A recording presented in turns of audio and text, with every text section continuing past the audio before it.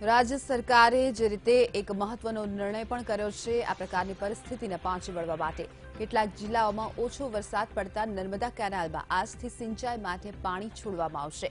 અમદાવાદ, મહેસાણા અને પાલનપુર સહિતના જિલ્લાઓમાં નહિવત વરસાદ પડ્યો છે, જ્યારે સુરેન્દ્રનગર જિલ્લામાં પણ નહીં ને બરાબર વરસાદ પડતા નર્મદા ઉપરાંત સુજલામ સુફલામ કેનાલમાં પાણી છોડવાનો નિર્ણય કરવામાં આવ્યો। તો જે રીતે એક તરફ મેઘરાજા અમુક વિસ્તારોમાં કહેર બનીને વરસી રહ્યા છે, ક્યાંક મહેર વરસાવી રહ્યા છે, તો અમુક વિસ્તારો હજુ પણ કોરા ધાકોર જોવા મળી રહ્યા છે। તે વિસ્તારોમાં સિંચાઈનું પાણી પૂરું પાડવા માટે જે રીતે ઉપરવાસમાં નર્મદા ડેમમાં ખૂબ સારા પાણીની આવક થઈ છે, તે પાણી છોડવાનો નિર્ણય કરવામાં આવ્યો છે। વધુ માહિતી સાથે અમારા સંવાદદાતા મેહુલ દેસાઈ અમારી સાથે જોડાયા છે। મેહુલ, જે રીતે ક્યાંક કહેર તો ક્યાંક મહેર એ પ્રકારની પરિસ્થિતિ, પરંતુ અમુક વિસ્તારો એવા છે હજુ પણ કે જે કોરા ધાકોર છે, તેના માટે ખાસ શું આયોજન છે સરકારનું? મંત્રી, રાજ્ય સરકાર દ્વારા મહત્વનો નિર્ણય લેવામાં આવ્યો છે। સુજલામ સુફલામ જે કેનાલ છે અને સાથે જ ઉત્તર ગુજરાતની નર્મદાનો કમાન્ડ એરિયા છે, ત્યાં સિંચાઈ માટે પાણી આપવામાં આવશે। કેનાલોમાં ઘણા સમયથી આ કેનાલોમાં સિંચાઈ માટે પાણી આપવાનું બંધ કરવામાં આવ્યું હતું, પરંતુ ઉત્તર ગુજરાતમાં જ્યારે વરસાદ સામાન્ય કરતા પણ ઓછો જોવા મળી રહ્યો છે, ત્યારે ખેડૂતોનો જે પાક છે, પાકને નુકસાન ના થાય તે માટે આ મહત્વપૂર્ણ નિર્ણય રાજ્ય સરકારે લીધો છે। જે ઉત્તર ગુજરાતના તમામ જિલ્લાઓ સાથે જ અમદાવાદ અને સુરેન્દ્રનગર જિલ્લો છે, તેમાં વરસાદ ઓછો જોવા મળ્યો છે, તો આ વિસ્તારની અંદર પણ પાણી આપવામાં આવશે।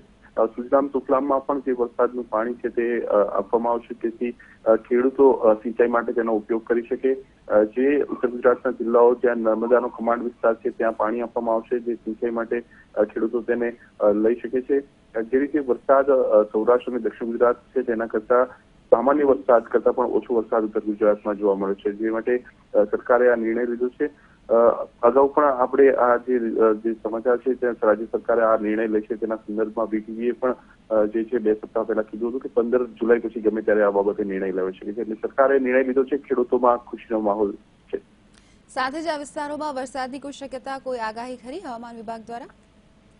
બધી વાત કરવામાં આવે તો હવામાન વિભાગે સ્પષ્ટ કર્યું છે કે જે સિસ્ટમ સક્રિય છે સૌરાષ્ટ્ર અને દક્ષિણ ગુજરાતની અંદર તે ઘણા લાંબા સમયથી સક્રિય છે, પરંતુ આ જે સિસ્ટમ જે ઉત્તર ગુજરાત અને ઉત્તર ભારત તરફ વળશે ત્યારે ચોક્કસથી ઉત્તર ગુજરાતના કેટલાક વિસ્તારોમાં વરસાદ લાવી શકે છે, પરંતુ હજુ સુધી જે વરસાદ છે, વરસાદનું પ્રમાણ એ રીતે નથી જોવા મળ્યું। જે વરસાદ છે તે તમામ ઝોનની વાત કરવામાં આવે, દક્ષિણ ગુજરાત હોય, સૌરાષ્ટ્ર હોય, મધ્ય ગુજરાત હોય અને ઉત્તર ગુજરાત હોય, તો ઝોન વાઇઝ પણ સૌથી ઓછો વરસાદ ઉત્તર ગુજરાતમાં જોવા મળી રહ્યો છે, એટલે કે વરસાદ હાલ જોવા નથી મળી રહ્યો। તેવા સમયમાં ખેડૂતો માટે ચિંતાનો વિષય બન્યો હતો।